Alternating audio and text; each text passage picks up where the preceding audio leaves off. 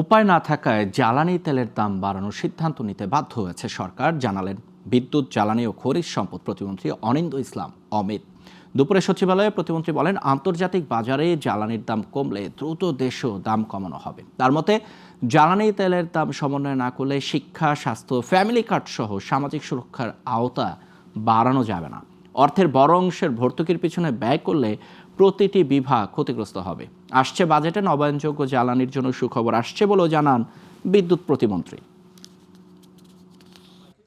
যে middle east crisis অচিরেই resolve হবে এবং আমি খুব দায়িত্ব নিয়েই বলতে পারি, যদি গ্লোবাল প্রাইস মানে শার্পলি ডিক্লাইন করে, আমরাও খুব শার্পলি এটা অ্যাডজাস্ট করবার চেষ্টা করব।